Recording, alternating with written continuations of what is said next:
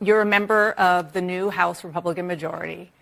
Are you collectively, House Republicans, telling the American people that mass shootings, including of young children, is that just something that's going to happen and you're not going to make any moves at this point to try to stop it when it comes to the House of Representatives? Yeah, well, not at all. Look, and I think we do need to have a real conversation about what's happening here. What I've long called this is a sort of social contagion that's occurred ever since Columbine. This never happened before Columbine. But then Columbine happened, and it was very famous, and it sort of opened the door for very, very disturbed people, whoever they might be, to go in and commit these kind of dramatic, randomized shootings as their outlet for their own evil and crazy. That's basically what's happening. So you've just... Now, because it's so random and unexpected, it's hard to prevent. Because they seem like they happen a lot, but they're still anomalous events, and they're very difficult to build a pattern behind. It's not like criminal activity, which you can target and prevent through law enforcement. This is harder.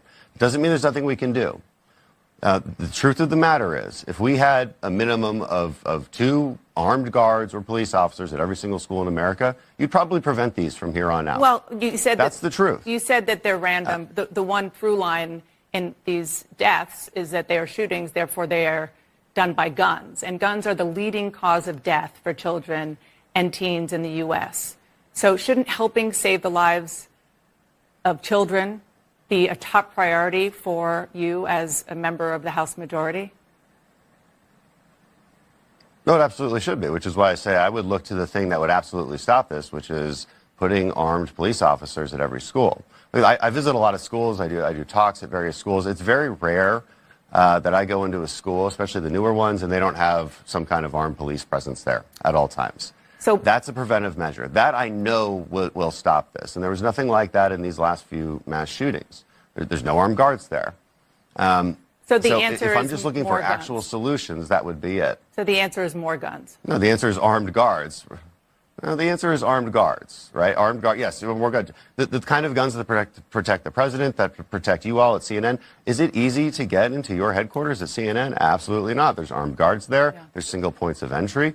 I think we should look at our schools as a place that is precious and have the same kind of security that your corporate offices do, that we do in Congress.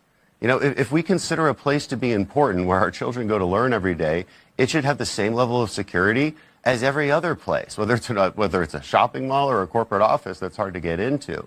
You're not going to get rid of guns.